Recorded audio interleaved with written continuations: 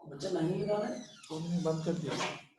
वो याद तो नया था, मैंने कहा था कसम पे जाए मोर पे जाए। कुछ प्रॉब्लम हो गई थी, बंद हो गई थी, शायद कुछ ऐसा लिखा है। अच्छा तो पता नहीं क्या उस वजह से कुछ गड़बड़ हो गई। अच्छा, most of the metallic oxides are basic in nature. ये एमसीक्यूज में भी अक्सर पूछते हैं कि most of the metallic oxides are dash in nature. Different options होंगे, एक ऑप्शन होगा बेसिक, तो उसमें हम कह सकते हैं कि most of the metallic oxides are basic in nature. The metallic oxides on dissolving in water form alkalis. या ऐसे भी कह सकते हैं कि metallic oxides on dissolving in water form strong basic solution. ये सिंपल बेसिक सॉल्यूशन आप कह सकते हैं। फॉर एग्जांपल, हम सोडियम का ऑक्साइड लेते हैं, अगर हम सोडियम के ऑक्साइड को वाटर में डिसॉल्व करें तो सोडियम हाइड्रोक्साइड बन जाएगा। जब हम सोडियम के ऑक्साइड को वाटर में डिसॉल्व करेंगे तो sodium hydroxide, and sodium hydroxide is a strong base. Sodium hydroxide is a strong base, mean the metallic oxides on dissolving in water form alkalis. अच्छा, अब हमने देखना ये है कि जो मेटल्स हैं इनके पीरियोडिक टेबल में पोजीशन क्या है। उस दिन भी मैंने आपसे शेयर किया था कि पीरियोडिक टेबल के लेफ्ट साइड पे, सेंटर में और बॉटम पे जो एलिमेंट्स हैं वो कौन से हैं? मेटल्स हैं। सो क्या आप बता सकते हैं positions? Elements at the left hand side, in the centre and at the bottom of the periodic table are metals. Elements at the left hand side, in the center and at the bottom of the periodic table are metals. अब हमने ये बताना है कि metallic characters किस direction में increase होते हैं, अलोंग ग्रुप इंक्रीज होंगे या अलोंग पीरियड इंक्रीज होंगे। मेटालिक प्रॉपर्टीज आयोनाइजेशन एनर्जी पे डिपेंड करती हैं, लेकिन इनवर्स रिलेशनशिप है, जितनी आयोनाइजेशन एनर्जी ज्यादा होगी इतने मेटालिक कैरेक्टर्स कम होंगे, और जितनी आयोनाइजेशन एनर्जी कम होगी इतने मेटालिक कैरेक्टर्स ज्यादा होंगे। या हम कह सकते हैं कि मेटालिक कैरेक्टर्स एटॉमिक साइज पे डिपेंड करते हैं। अगर साइज लार्ज है, attraction between valence electrons and nucleus weak होगी, इलेक्ट्रॉन को लूज करना आसान होगा, और जितनी इलेक्ट्रॉन लूजिंग कैपेसिटी बढ़ेगी इट मीन मेटालिक कैरेक्टर्स बढ़ेंगे। यानी हम मेटालिक कैरेक्टर्स से क्या मुराद ले सकते हैं? Metallic characters of elements mean electron losing capacity. Metallic characters mean electron losing capacity of the elements, and non-metallic characters mean electron gaining capacity. Non-metallic characters mean electron gaining capacity of the elements. So जितना size large होगा electron losing capacity ज्यादा होगी, so metallic characters भी ज्यादा होंगे। और जब हम along group move करते हैं तो size large होता जाता है, जो size large होगा electron losing capacity बढ़ेगी, और जब इलेक्ट्रॉन लूजिंग कैपेसिटी इंक्रीज करेगी तो उससे मेटालिक कैरेक्टर्स भी इंक्रीज होंगे। सो क्या कह सकते हैं कि metallic characters increases along group, mean from top to bottom in periodic table. और ये भी एमसीक्यूज में बाद औकात पूछते हैं कि metallic characters dash along group या from top to bottom, increases, decreases, remain same, no change। तो कौन सा ऑप्शन सही होगा? metallic characters increases along group, mean from top to bottom in modern periodic table। और अगर metallic characters along group increase कर रहे हैं तो along period क्या होंगे? decrease होंगे। mean metallic characters decreases along group, along period, mean from left to right in periodic table। So along group metallic characters increase हो रहे हैं और along period decrease होते हैं। तो ये तो जनरल डिस्क्रिप्शन थी metals और metallic characters की। अब बात करते हैं नॉन मेटल्स की। नॉन मेटल्स मेटल्स के अपोजिट हैं, तो क्या कहेंगे? वो एलिमेंट्स जो इलेक्ट्रॉन्स को गेन करके नेगेटिव आयंस बनाते हैं उनको हम क्या कहते हैं? Non metals. तो क्या कहेंगे? Elements having the tendency to gain electron and form negative ions are non-metals। या ऐसे भी हम कह सकते हैं कि those elements that have the tendency to gain electrons and to form negative ions are called non-metals. और जो नॉन मेटल्स हैं नॉर्मली क्या होते हैं, bad conductor of heat and bad conductor of electricity. यानी क्या कह सकते हैं कि non metals are bad conductor of heat and electricity. और नॉन मेटल्स के जो ऑक्साइड्स होते हैं ये एसिडिक इन नेचर होते हैं. तो क्या कहेंगे कि most of the non metallic oxides are acidic in nature. ये पॉइंट याद रखना है, अक्सर एमसीक्यूज में ये पूछा जाता है. ये 2 एमसीक्यूज हैं, इनमें से कोई एक पूछा जा सकता है, बड़ा इंपॉर्टेंट एमसीक्यूज बनता है. क्या मैंने आपको बताया, most of the metallic oxides are basic in nature और most of the non metallic oxides are acidic in nature. तो यहां से एमसीक्यूज बन सकता है. अब अगर ये ऑक्साइड्स नॉन मेटल के एसिडिक हैं तो जब वाटर में डिसॉल्व करेंगे तो क्या बनेगा, एसिड बनेगा. Mean non metallic oxides on dissolving in water form acids. For example sulphur trioxide. Sulphur non metal है तो sulphur trioxide mean non metallic oxide. और अगर हम इसको वाटर में डिसॉल्व करें तो सल्फ्यूरिक एसिड बन रहा है और सल्फ्यूरिक एसिड है. It means most of the non-metallic oxides on dissolving in water produce acid. अच्छा, अब इनकी पोजीशन क्या है, मैंने क्या कहा था, at the top right of the periodic table कौन से एलिमेंट्स हैं, नॉन मेटल्स हैं. सो क्या कहेंगे, elements at the top right of the modern periodic table. Elements at the top right of the modern periodic table are metals. अगर metallic characters along group increase कर रहे हैं तो नॉन मेटालिक कैरेक्टर्स फिर क्या होंगे, डिक्रीज करेंगे. और अगर metallic characters along period decrease कर रहे हैं तो along period non metallic characters क्या होंगे, इंक्रीज करेंगे. मीन जिस डायरेक्शन में मेटालिक कैरेक्टर्स इंक्रीज करेंगे उस डायरेक्शन में नॉन मेटालिक कैरेक्टर्स, यानी जिस डायरेक्शन में मेटालिक कैरेक्टर्स इंक्रीज हो रहे हैं उस डायरेक्शन में नॉन मेटालिक डिक्रीज होंगे और जिस डायरेक्शन में मेटालिक कैरेक्टर्स इंक्रीज होंगे उसमें नॉन मेटालिक डिक्रीज करेंगे. मीन एक दूसरे के साथ ये अपोजिट हैं. सो क्या कहेंगे कि non metallic characters decrease along group, mean from top to bottom in periodic table. इसी तरह अगर along group non metallic characters decrease कर रहे हैं तो अलोंग पीरियड क्या होंगे, इंक्रीज करेंगे. Non metallic characters increase from left to right mean along period in modern periodic table. ये तो जनरल डिस्कशन थी about metallic and non metallic characters. So in general मैंने क्या कहा कि most of the metallic oxides are basic in nature and most of the non metallic oxides are acidic in nature. फिर मैंने कहा कि metallic characters increases along group mean from top to bottom in periodic table and decreases along period mean from left to right in modern periodic table. फिर non metallic characters के बारे में क्या कहा कि the non metallic characters decreases along group mean from top to bottom in modern periodic table and non-metallic characters increases along period mean from left to right in modern periodic table. अब बात करते हैं मेटालाइट्स की. जिस तरह कुछ दिन पहले मैंने आपसे डिस्कस किया था कि 3rd A, 4th A और 5th A ग्रुप के कुछ लोअर मेंबर्स, सारे एलिमेंट्स नहीं, कुछ चंद एक मेंबर्स जो है वो इंटरमीडिएट प्रॉपर्टीज शो करते हैं between metals and non metals. उनको कहा जाता है मेटालाइट्स. उनको मेटालाइट्स कहा जाता है. तो क्या कहेंगे, some lower members of the groups 3rd A, 4th A and 5th A show in between or intermediate properties between metals and non-metals and are metallites. ये एलिमेंट्स क्या कहलाते हैं, मेटालाइट्स कहलाते हैं. अच्छा, अब बात करते हैं melting point and boiling point की. Melting point and boiling point की.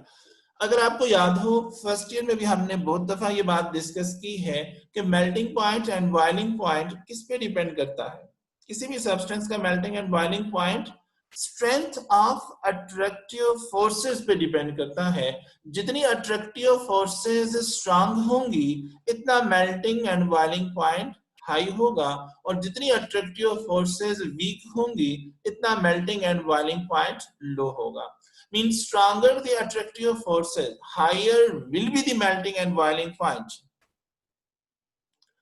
Weaker the attractive forces, lower will be the melting and boiling point. यानी जो melting and boiling point है in actually ये किसको represent कर रहा होता है? Melting and boiling point of any substance represent the attractive forces, या strength of attractive forces present between particles, that is atoms, ions or molecules. अच्छा, अब ये जो मेल्टिंग एंड बॉइलिंग पॉइंट है, ये बात तो हमें समझ आ गई है कि melting and boiling point in actual किस बात को रिप्रेजेंट कर रहा है, किस प्रॉपर्टी को रिप्रेजेंट कर रहा है, किसको रिप्रेजेंट कर रहा है? स्ट्रेंथ ऑफ अट्रैक्टिव फोर्सेस को रिप्रेजेंट कर रहा है। और जितनी ये अट्रैक्टिव फोर्सेस स्ट्रांग होंगी तो मेल्टिंग एंड बॉइलिंग पॉइंट भी हाई होगा, और जितनी अट्रैक्टिव फोर्सेस वीक होंगी इतना मेल्टिंग एंड बॉइलिंग पॉइंट लो होगा। हम किस सब्सटेंस को दो टाइप्स में डिवाइड कर सकते हैं। सब्सटेंस को दो टाइप्स में डिवाइड कर सकते हैं। एक को हम कह सकते हैं, एक टाइप को हम कंपाउंड्स कह सकते हैं, और दूसरी टाइप को एलिमेंट्स कह सकते हैं। इनको वन बाय वन इलादा से डिस्कस करते हैं कि in case of compound melting and boiling point से क्या मुराद है, और in case of element melting and boiling point से क्या मुराद है। इन जनरल तो मैंने आपसे ये बात डिस्कस की है कि melting and boiling point is a major of the strength of attractive forces present between particles, that is atoms, ions or molecules. अब जरा फर्दर डिटेल में देखते हैं कि कंपाउंड के मेल्टिंग एंड बॉइलिंग पॉइंट से मुराद क्या है, मेल्टिंग एंड बॉइलिंग पॉइंट क्या रिप्रेजेंट करता है, और एलिमेंट के केस में मेल्टिंग एंड बॉइलिंग पॉइंट से क्या मुराद है और ये किस प्रॉपर्टी को रिप्रेजेंट कर रहे हैं। In case of compound, in case of compounds, melting and boiling points represents strength of attractive forces present between atoms, ions or molecules. In case of compounds, melting and boiling points represent the strength of attractive forces present between atoms, ions or molecules, while in case of elements, melting point and boiling point represent binding energy of the elements.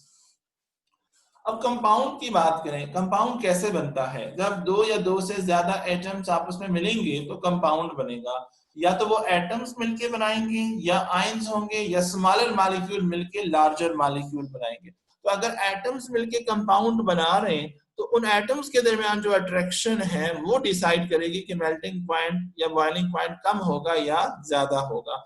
और अगर कोई compound ions के मिलने से बन रहा है तो आयंस के दरमियान जो अट्रैक्शन होगी, जो अट्रैक्टिव फोर्सेस होंगी, वो डिसाइड करेंगी कि उस कंपाउंड का मेल्टिंग एंड बॉइलिंग पॉइंट कम होगा या ज्यादा होगा।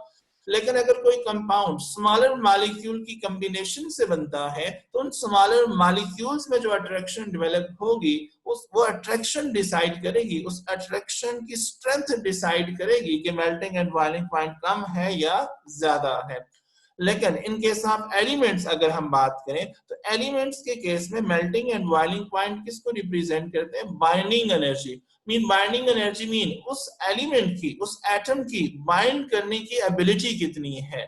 अगर वो जितनी बाइंडिंग एबिलिटी ज्यादा होगी, जितनी बाइंडिंग एबिलिटी ज्यादा होगी इतनी अट्रैक्टिव फोर्सेस स्ट्रांग होंगी और इतना ही मेल्टिंग एंड बॉइलिंग पॉइंट ज्यादा होगा। और जितनी बाइंडिंग एनर्जी कम होगी इतनी अट्रैक्टिव फोर्सेस वीक होंगी और इतना ही मेल्टिंग एंड बॉइलिंग पॉइंट कम होगा।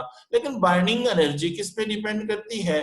बाइंडिंग एनर्जी डिपेंड करती है बाइंडिंग इलेक्ट्रॉन्स पे। बाइंडिंग एनर्जी बाइंडिंग इलेक्ट्रॉन्स पे डिपेंड करती है। अब बाइंडिंग इलेक्ट्रॉन्स का क्या मतलब है? हमने ये पढ़ा था, फर्स्ट ईयर में ये बात डिस्कस की थी कि ऐसे इलेक्ट्रॉन्स जो पेयर्ड होते हैं वो बॉन्ड फॉर्मेशन में इन्वॉल्व नहीं होते। कौन से इलेक्ट्रॉन्स बॉन्डिंग में इन्वॉल्व होके बॉन्ड्स बनाते हैं? क्या अनपेयर्ड इलेक्ट्रॉन्स बॉन्ड फॉर्मेशन में इन्वॉल्व होते हैं या पेयर्ड इलेक्ट्रॉन्स इन्वॉल्व होते हैं? हमने पढ़ा था कि जो पेयर्ड इलेक्ट्रॉन्स हैं ये ओवरलैपिंग में इन्वॉल्व नहीं होते, केमिकल बॉन्डिंग में इन्वॉल्व नहीं होते और कोई बॉन्ड नहीं बनाते। जो अनपेयर्ड इलेक्ट्रॉन्स हैं वो पेयरिंग के लिए बॉन्डिंग में इन्वॉल्व होके बॉन्ड्स फॉर्मेशन करते हैं, मीन बॉन्ड्स बनाते हैं। अब बाइंडिंग इलेक्ट्रॉन्स का मतलब हुआ unpaired electrons. Binding electrons mean unpaired electron. जितने अनपेयर्ड इलेक्ट्रॉन्स ज्यादा होंगे, जितने नंबर ऑफ अनपेयर्ड इलेक्ट्रॉन ज्यादा होंगे, इतने नंबर ऑफ बॉन्ड्स ज्यादा बनेंगे। फॉर एग्जांपल, एक एलिमेंट है या एक एटम है जिसका एक ही अनपेयर्ड इलेक्ट्रॉन है, तो वो कितने बॉन्ड बनाएगा? 1। एक और एटम है जिसमें 2 अनपेयर्ड इलेक्ट्रॉन्स हैं, तो वो कितने बॉन्ड्स बनाएगा? 2। और एक और एलिमेंट है, एक और एटम है कि जिसके 3 अनपेयर्ड इलेक्ट्रॉन्स हैं, तो उसने कितने बॉन्ड्स बनाने हैं? 3। What is a bond? Force of attraction. तो जितने बॉन्ड्स ज्यादा होंगे इतने अट्रैक्टिव फोर्सेस स्ट्रॉन्गर होंगी, और जितनी अट्रैक्टिव फोर्सेस स्ट्रॉन्गर होंगी मीन बाइंडिंग एनर्जी ज्यादा है, सो मेल्टिंग एंड बॉइलिंग पॉइंट भी ज्यादा होगा। इसको आगे फर्दर डिटेल से डिस्कस करेंगे। तो मीन कंपाउंड की बात तो आपको क्लियर होगी और एलिमेंट की भी। कंपाउंड के बारे में मैंने कहा कि in case of compounds melting and boiling point represent strength of attractive forces present between atoms, ions or molecules, while in case of elements melting and boiling points represent binding energy of the element। जरा further इनकी discussion करते हैं। अभी थोड़ी देर पहले मैंने आपसे बात डिस्कस की कि melting and boiling point of the element. अब एलिमेंट की बात करते हैं, एलिमेंट पे ज्यादा फोकस करेंगे क्योंकि पीरियोडिक टेबल में तो एलिमेंट्स हैं, कंपाउंड्स तो बात की बात है, पहले एलिमेंट्स की बात होगी। So melting and boiling point of the elements depend upon, किस पे डिपेंड करते हैं? अभी मैंने एलिमेंट के केस में मैंने कहा बाइंडिंग एनर्जी पे, और बाइंडिंग एनर्जी किस पे बेस करती है? बाइंडिंग इलेक्ट्रॉन्स पे। और बाइंडिंग इलेक्ट्रॉन्स क्या होते हैं? Number of unpaired electron. So हम कह सकते हैं कि melting point and boiling point of the elements depend upon number of binding electrons, या binding electrons की जगह हम क्या लिख सकते हैं? number of unpaired electrons, number of unpaired electrons। और जितने number of unpaired electrons ज्यादा होंगे इतने अट्रैक्टिव फोर्सेस स्ट्रांग होंगी, इतना melting and boiling point high होगा। सो हम क्या कह सकते हैं? Greater the number of unpaired electrons, greater the number of unpaired electrons. मैंने कहा जितने अनपेयर्ड इलेक्ट्रॉन ज्यादा होंगे इतने नंबर ऑफ बॉन्ड्स ज्यादा होंगे।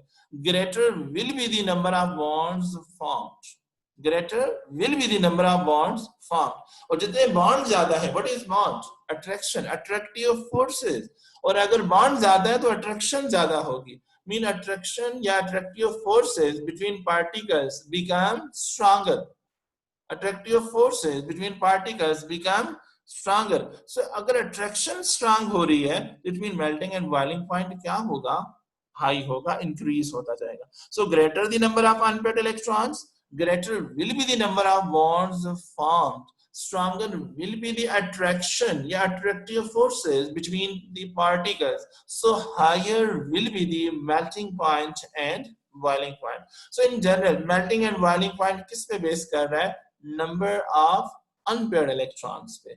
अब जिस डायरेक्शन में number of unpaired electrons increase होते जाएंगे उस डायरेक्शन में मेल्टिंग एंड बॉइलिंग पॉइंट भी इंक्रीज होगा, और जिस डायरेक्शन में number of unpaired electrons decrease होंगे उस डायरेक्शन में मेल्टिंग एंड बॉइलिंग पॉइंट भी डिक्रीज करेगा। सो अब हम क्या कह सकते हैं? Elements with greater number of binding electrons can form a compound having high melting point and boiling point। या ऐसे भी कह सकते हैं elements having greater number of binding electrons will have higher melting point and boiling point and vice versa। मैं repeat कर देता हूं, elements having greater number of binding electrons mean unpaired electrons will have higher melting point and boiling point and vice versa. मेरे ख्याल में अब यहां तक कोई प्रॉब्लम नहीं होगी।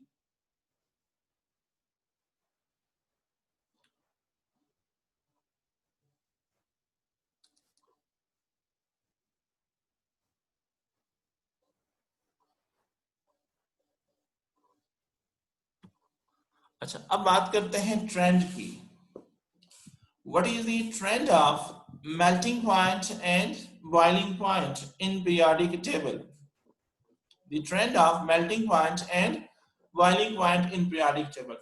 इससे पहले हमने जो भी प्रॉपर्टी डिस्कस की है उसके बारे में मैंने आपको ये बताया था कि वो प्रॉपर्टी अलोंग ग्रुप या तो इंक्रीज करेगी या फिर डिक्रीज करेगी, और अगर वो प्रॉपर्टी अलोंग ग्रुप इंक्रीज हो रही है तो अलोंग पीरियड डिक्रीज करेगी, और अगर वो प्रॉपर्टी अलोंग ग्रुप डिक्रीज हो रही है तो अलोंग पीरियड इंक्रीज होगी। लेकिन melting point and boiling point ये ऐसी प्रॉपर्टीज हैं कि जो अलोंग ग्रुप इंक्रीज भी करती हैं और डिक्रीज भी करती हैं, और अलोंग पीरियड भी इंक्रीज भी करती हैं और डिक्रीज भी करती हैं।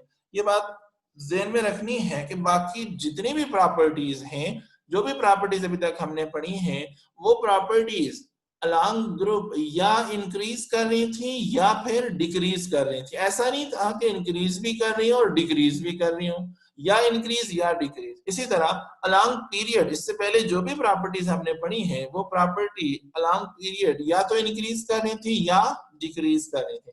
लेकिन melting point and boiling point ये ऐसी प्रॉपर्टीज हैं कि जो अलोंग पीरियड इंक्रीज भी कर रही है और डिक्रीज भी कर रही है, और अलोंग ग्रुप भी इंक्रीज भी कर रही है और डिक्रीज भी कर रही है। और इस टॉपिक से एक बहुत ही इंपॉर्टेंट क्वेश्चन भी अराइज होता है, और जो अक्सर एग्जाम में शॉर्ट क्वेश्चन में पूछा भी जाता है, उसको आगे डिस्कस भी करेंगे। तो पहले जरा ट्रेंड की बात करते हैं। ट्रेंड मैंने दो तरह का आपको बताया हुआ है, एक अलोंग पीरियड और एक अलोंग ग्रुप। पहले जरा पीरियड की बात करते हैं। Variation of melting point and boiling point along period. Variation of melting point and boiling point along period. Along period mean from left to right in modern periodic table. अब अगर हम along period move करें left to right, मैंने कहा कि ऐसी properties है जो along period इंक्रीज भी करेंगी और डिक्रीज भी करेंगी। तो जब हम along period मूव करते हैं, फर्स्ट ए ग्रुप से लेकर फोर्थ ए ग्रुप तक melting point and boiling point increase करता है। फर्स्ट ए ग्रुप से लेकर फोर्थ ए ग्रुप तक melting point and boiling point increase करता है, लेकिन उसके बाद melting point and boiling point decrease होना शुरू हो जाता है। टोटल कितने ग्रुप्स हैं मॉडर्न पीरियोडिक टेबल में? 8। नॉर्मल एलिमेंट्स की बात करते हैं, ट्रांजिशन एलिमेंट्स को अलग से डिस्कस करेंगे। नॉर्मल एलिमेंट्स के 8 ग्रुप्स हैं। फर्स्ट ग्रुप से लेकर फोर्थ ग्रुप तक along period melting point and boiling point increase करता है, लेकिन फिर फिफ्थ ए से लेकर एट्थ ए तक melting point and boiling point decrease करता है। सो हम क्या कह सकते हैं कि when we move along period, mean from left to right in periodic table or in a period, melting point and boiling point increase up to the group fourth A, up to the group fourth A, and then decreases. यानी left to right first A से लेकर fourth ए तक melting and boiling point increase होगा, उसके बाद ये decrease होना शुरू हो जाएगा। अब ऐसा क्यों होता है, क्या वजह है? फर्स्ट से फोर्थ तक इंक्रीज होता है, उसके बाद डिक्रीज होता है। जरा इसकी रीजन देखते हैं। जब हम अलोंग पीरियड मूव करते हैं, लेफ्ट टू राइट मूव करते हैं, मैंने आपको एक बात थोड़ी देर पहले बताई थी कि जितने नंबर ऑफ अनपेयर्ड इलेक्ट्रॉन ज्यादा होंगे इतनी बाइंडिंग एनर्जी ज्यादा होगी, और जितनी बाइंडिंग एनर्जी ज्यादा होगी इतना मेल्टिंग एंड बॉइलिंग पॉइंट ज्यादा होगा। सो मेल्टिंग एंड बॉइलिंग पॉइंट को हमने टोटली किससे रिलेट करना है? नंबर ऑफ अनपेयर्ड इलेक्ट्रॉन से। सो जितने अनपेयर्ड इलेक्ट्रॉन ज्यादा होंगे बॉन्ड ज्यादा बनेंगे, जितने बॉन्ड ज्यादा बनेंगे अट्रैक्शन स्ट्रांग होगी, जितनी अट्रैक्शन स्ट्रांग होगी इतना मेल्टिंग एंड बॉइलिंग पॉइंट ज्यादा होगा। सो हम क्या कह सकते हैं क्या कहेंगे कि जब हम अलोंग पीरियड मूव करते हैं, पहली बात करते हैं कि फर्स्ट से फोर्थ तक, फर्स्ट से, बल्कि जनरल डिस्कस कर लेते हैं। जितने number of unpaired electrons increase होंगे इतने नंबर ऑफ बॉन्ड्स बढ़ेंगे, जितने बॉन्ड्स इंक्रीज करेंगे इतनी attraction between valence electrons and nucleus strong होती जाएगी, और जितनी अट्रैक्शन स्ट्रांग होती जाएगी इतनी ही मेल्टिंग एंड बॉइलिंग पॉइंट की वैल्यूज इंक्रीज करती जाएंगी, mean melting and boiling point increase होता जाएगा। सो मैंने क्या कहा कि greater the number of unpaired electrons, greater will be the number of bonds formed, stronger will be the attraction, stronger will be the attraction, so higher will be the melting point and boiling point. अब जरा मैंने कहा, देखिए मैंने कहा कि first A से fourth तक melting and boiling point increase करेगा, उसके बाद डिक्रीज करेगा। इसके बेसिक लॉजिक क्या है? जो ग्रुप फर्स्ट ए है इसमें जितने भी एलिमेंट्स हैं इनके वैलेंस शेल में कितने कितने अनपेयर्ड इलेक्ट्रॉन्स हैं? 1 1। यानी ग्रुप फर्स्ट ए के जो एलिमेंट्स हैं इनके वैलेंस शेल में एक अनपेयर्ड इलेक्ट्रॉन है, तो कितने बॉन्ड्स बनाएंगे ये? 1 1। ग्रुप सेकंड ए के जो एलिमेंट्स हैं उनमें कितने अनपेयर्ड इलेक्ट्रॉन्स हैं? 2। सो ये कितने बॉन्ड्स बनाएंगे? 2। अभी इन दो ही को कंपेयर करते हैं। फर्स्ट ए ग्रुप का कोई भी आप एलिमेंट लें, सेम पीरियड का सेकंड ए से आप एलिमेंट ले लें, दोनों को कंपेयर करें, क्या फर्स्ट ए ग्रुप के एलिमेंट का मेल्टिंग एंड बॉइलिंग पॉइंट ज्यादा होगा या सेकंड ए का? किसका ज्यादा होगा? जिसमें नंबर ऑफ बॉन्ड ज्यादा होंगे।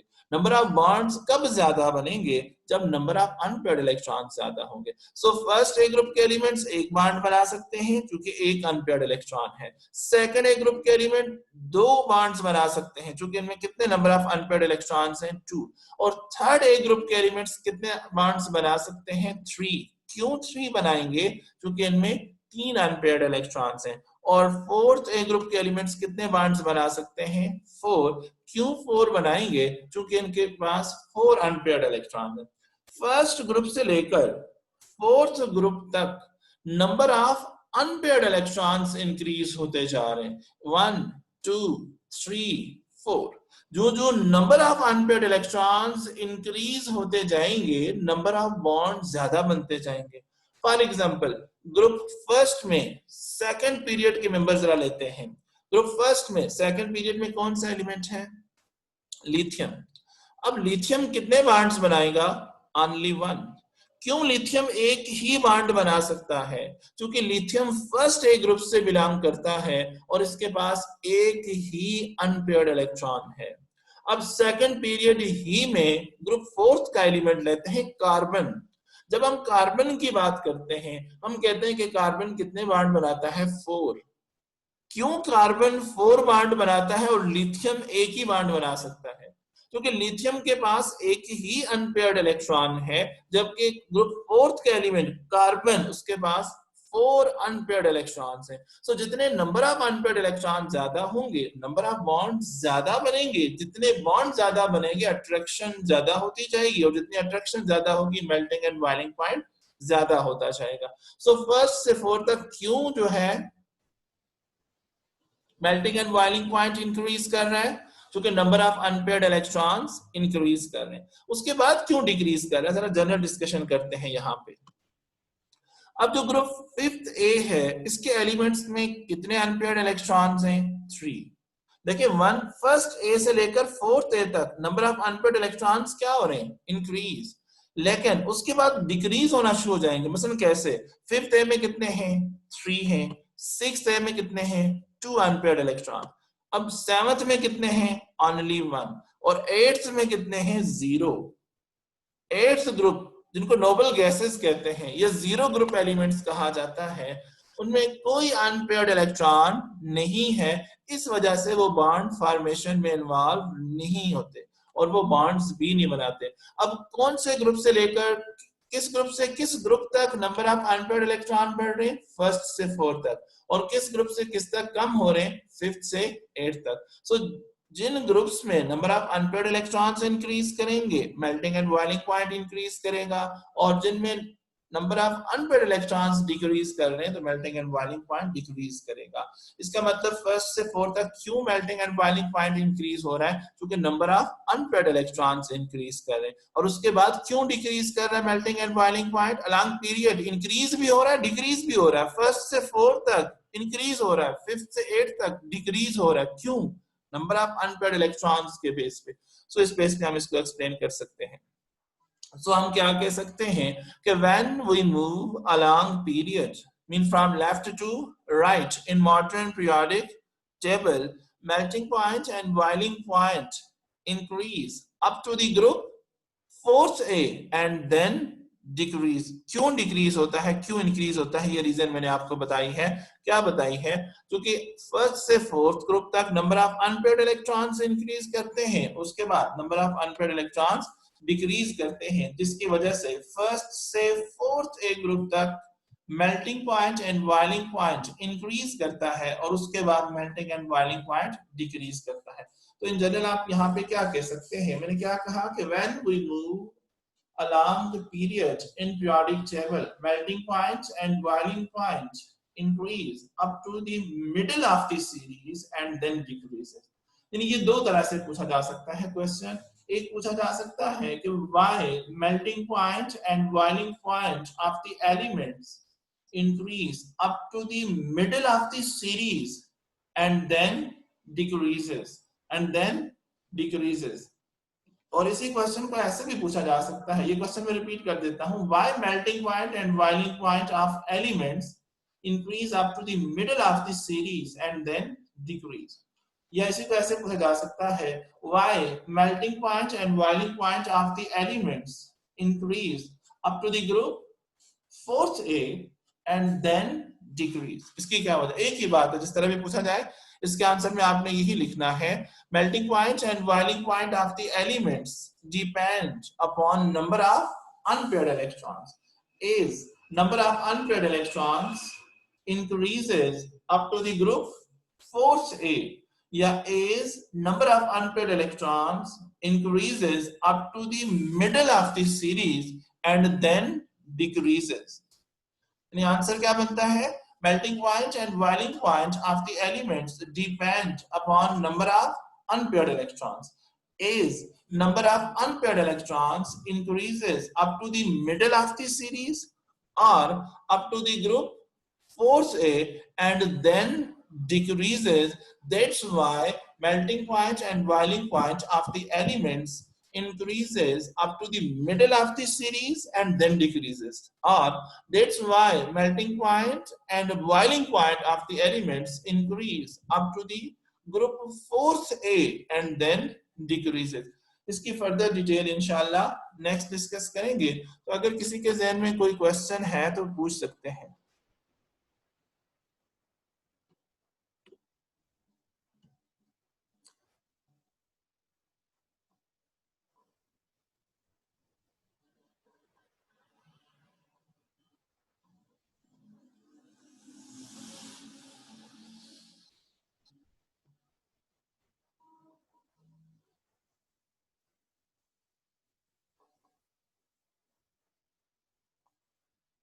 अगर कोई क्वेश्चन है तो आप मुझे मैसेज करके पूछ सकते हैं।